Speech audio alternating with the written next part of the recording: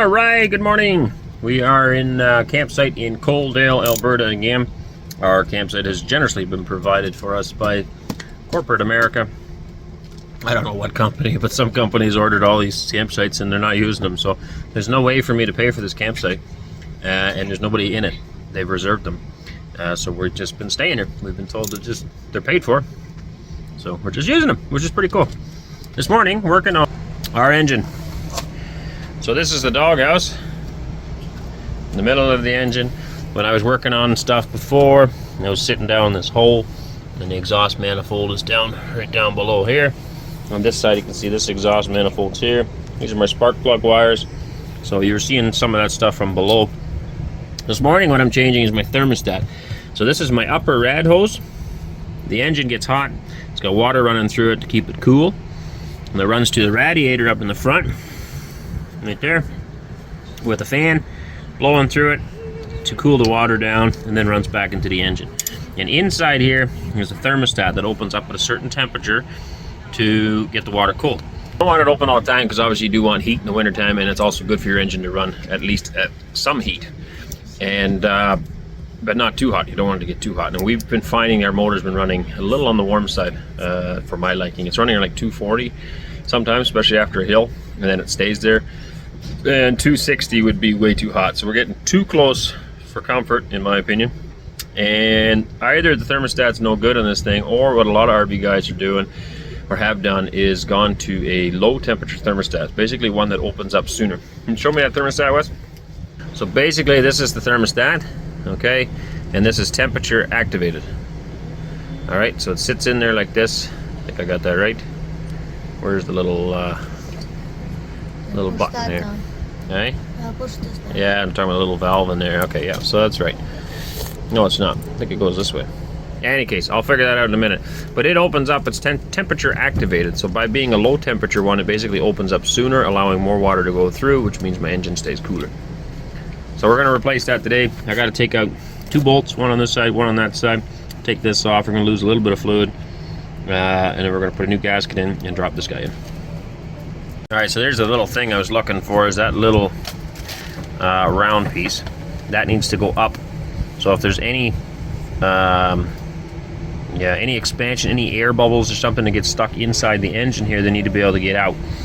And if I was to put it this way, then that little round circle would end up getting pushed up from pressure and closing the hole. So therefore it needs to go in this way, which means that if air bubbles get in there, that thing will lift and let them out, basically releasing the pressure. If you've done any pressure cooking or canning, same diff, you need to be able to let the pressure out, or you're going to blow something. So that's how she goes in.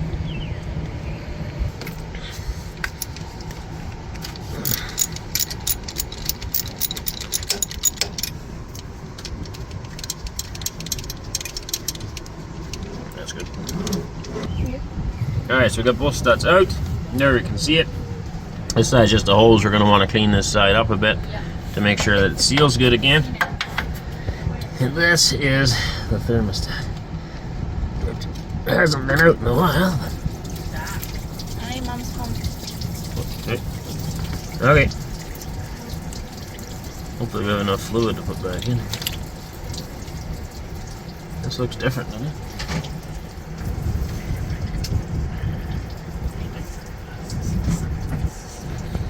A little bit. So, ran into a few problems. It wasn't the right size thermostat. I didn't end up videotaping all that because I was busy. Not much visible. I got a gasket in there. I'm hoping it's going to work. Had to trim around the edges. It was too large in diameter to fit where it's supposed to fit.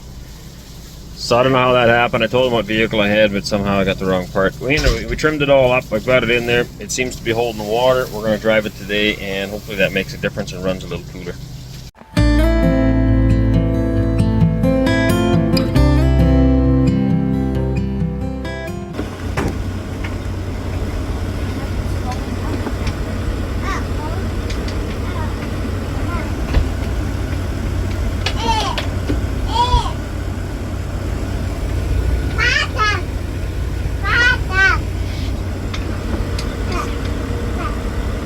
Getting ready.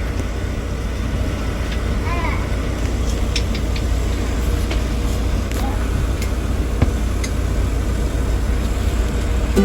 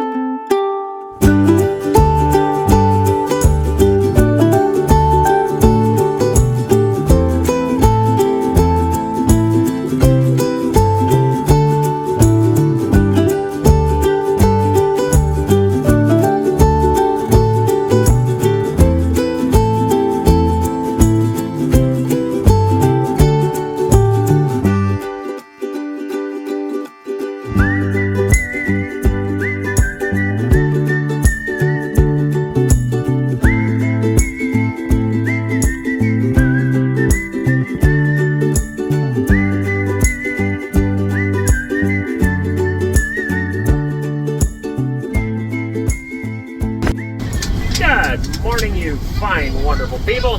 We have once again escaped the clutches of Canada, and we're back across the border in Montana. It is a beautiful morning, although a little bit on the smoky side, I guess. The Canadian wildfires, I think, are still contributing to that, probably. We had a great night's sleep at some truck stop, and we are on the road, heading back down towards Billings, Montana, to get some more work done on the motorhome. So a little clarification, we didn't think we were going to end up needing, oh wow, look at this. That there is a giant wing of a turbine. That thing's massive. See, now if I didn't have the camera on, you wouldn't have seen that. I'm also chewing on a candy again. Got a bad habit of doing that. Anyway, little clarification. We originally were told we needed a new air conditioning condenser along with a whole lot of other parts. It added up to, like, I don't know, it was over $6,000 worth of work in parts.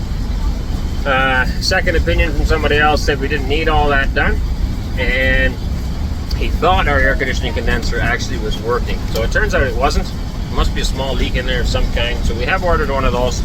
But in hindsight, the first shop had ordered the wrong one anyway, because the part number for this vehicle keeps showing up with an air conditioning condenser, and what we have is an air conditioning condenser slash oil cooler, so it's a bigger unit. So I was able to find one. I think I mentioned that in one of the last videos, and it's being delivered hopefully today, and hopefully by tonight or tomorrow we'll have it in, and we will have not only better oil cooling, because that part of the unit, the fins are really bent, there's not good airflow going through, so we should have better oil cooling, but also hopefully have air conditioning here before we end up heading farther into the States, especially, you know, going to Arizona and stuff. It's going to be nice to have some air conditioning. On top of that, we've ordered 2 springs. So the front 2 tires, there's a coil spring, just a nice bouncy spring on each side, and ours are pretty well wore out, especially on the driver's side here. So we need 2 new springs, and I ordered them as well. They're also supposed to be delivered today. And once again, hopefully by tonight or tomorrow, we'll have those in, and we'll have a much better ride, because she's riding a little bit rough at the moment and is also leaning just a hair to the left. So that's that. In the meantime, we're looking at some familiar ground. I guess we just drove through this a week ago, a little less. It was so windy that day. They said it was so windy that day that we almost didn't really see any of it. Right, we're holding on to the wheel pretty hard. We were kind of stressed about it. Yeah. So this might be nicer. This is like a whole new... But the air quality got a lot worse. Well, yeah, but it looks like a whole different place again. Right. That and our memories are pretty short anyway. Yeah, it looks just like prairie, wide open. Yeah. It's nice. All in all, it's nice if you like this kind of thing. I had hoped to see an old friend I hadn't seen in a long time. Unfortunately, he wasn't home. He was in Montana, of all places. He lives in southern Alberta. We met him, 12 years ago, probably. And then when we moved back to Ontario, we kept in touch for a little bit, and that's it. So it's an older gentleman and his wife, Steve and Stephanie. If you happen to be watching, hi. Yeah, we were hoping to reconnect with them. It didn't work out. They were in Montana. and we're not going to be going to that part of Montana, so I don't think we're going to see them, but just kind of ironic that they were down here while we were up there. So anyway, beautiful ground to cover. Looks like Anissa's filming this part, so I'm going to put my phone down.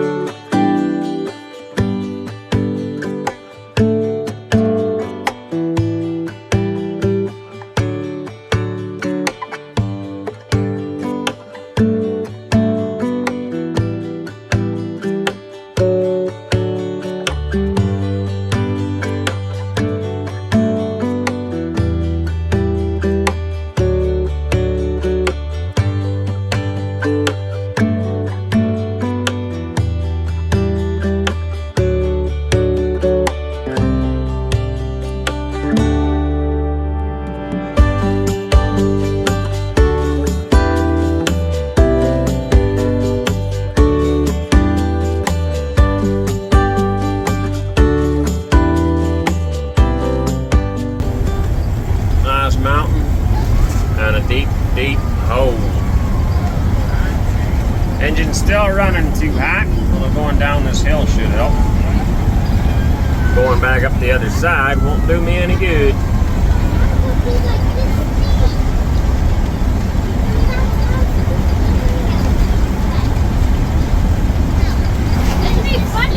Mama looks very comfortable. She's happy.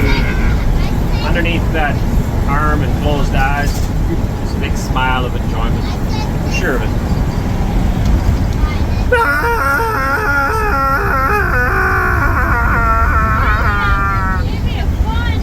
I think this is a 3-breather. It takes a long time to get to the bottom of that one. Kids seem to think it's fun. Yeah, I don't think so. I think if you were going on here on a bike, you'd probably get too much speed, do a little speed wobble and a little wipe out, maybe lose a kneecap or two. We're almost at the bottom. Now we gotta try to make it back up. Look at that, she cooled right down. See that? Beauty. Now she's gonna get hot. I did try pressure washing the rad, did not seem to help. Now there's 2 full rads in front of each other. One's the air conditioning condenser, the other one is the actual radiator for cooling off the water. And it's kind of hard to pressure wash the radiator one, like the one for the hot water, clean. Because you got to blast through the other one. But anyway, I tried and it didn't seem to help. So I don't think that's the issue. I did put a low temperature thermostat in, but that didn't seem to help. Pardon me? Did you tell them we're back in Montana? I don't know, but you just did. Alright, we're back in Montana. Montana, we gotta speak like, I don't know. We got to talk different. I don't think they talk like that here. No, I don't think so. We crossed the Coots border last night, slept in Montana. I don't think so. Look at that though, isn't that pretty, folks? That's just right pretty.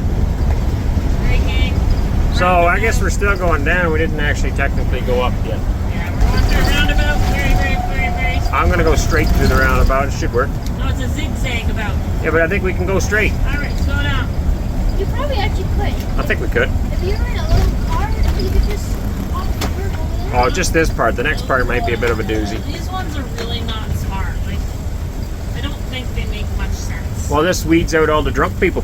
I don't know. Drunk men never make it through that. Maybe that's, Right? It makes the streets safer for everybody. maybe that's a lot. They all end up there in the creek. And then the police just come by and round them all up. It just doesn't seem like it makes any sense. All roundabouts do, but this little Essie swirl thing they got going on. What's moving? That train is. I don't think so. We're moving. The train's not moving. I see the train. No, it just looks like it. It ain't going nowhere. It's done with that train there. Looks like it's moving. Anyways, beautiful country. Very nice. Glad to be back in Montana.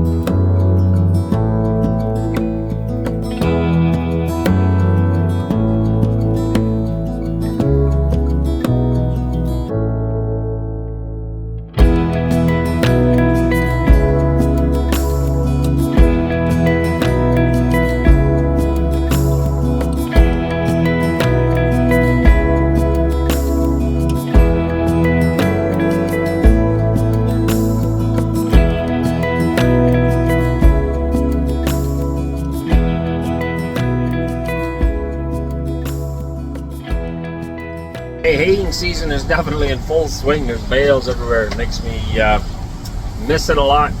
I sold my last 2 tractors and a baler to a good friend of mine, and he sent me some pictures. He's baling right now as well. So anyway, this year I guess I get none to do, but there's lots and lots of fields full of bales.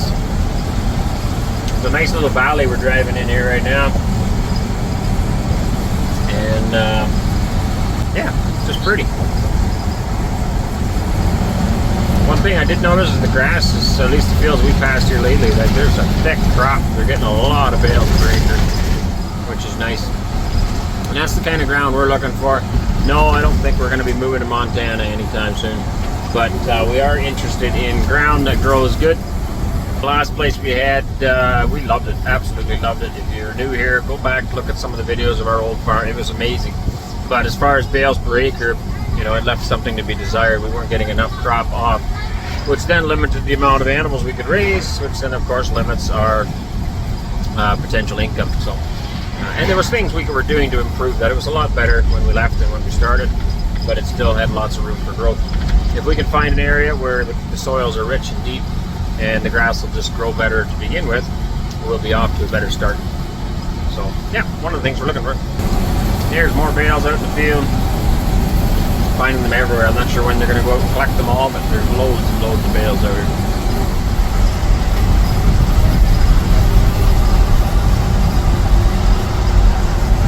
Even small squares. I've seen quite a few small square bales, so I'm not sure, maybe for the horses or something. I don't know. This was Lewiston, I think it was called, Montana. We just passed by. So found our first little farmer's market stand there. There's a Hutterite gentleman selling a whole whack of stuff, so we picked up peas and beans. Yeah, it was nice. Picked up peas and beans and some summer sausage and chicken. So we're stocked up again for a little bit.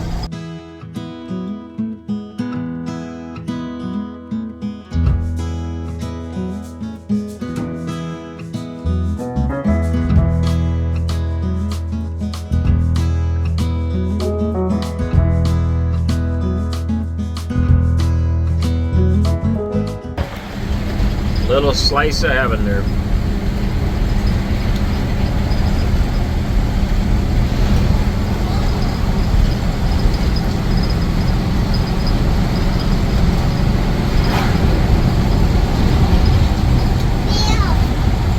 We kind of got off the major highway. We have to go to this town here to get some mechanical repairs done. Now that our parts have shown up. And I guess Google Maps is taking us this way, which is beautiful, but you can't drive quite as fast because some of these curves are not exactly meant for 60 mile an hour, in my opinion.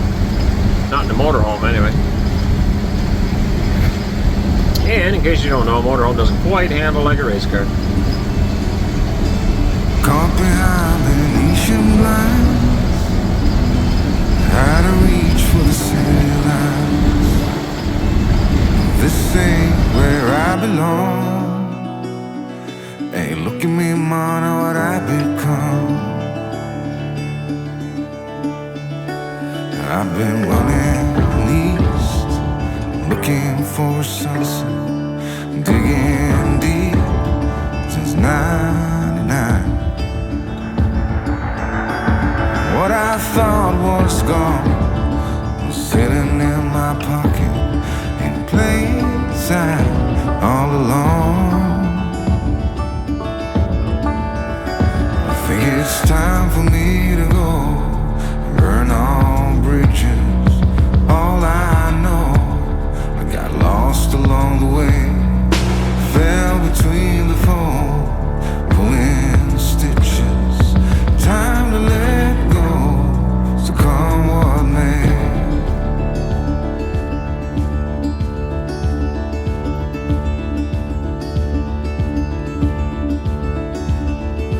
Don't look before you leave.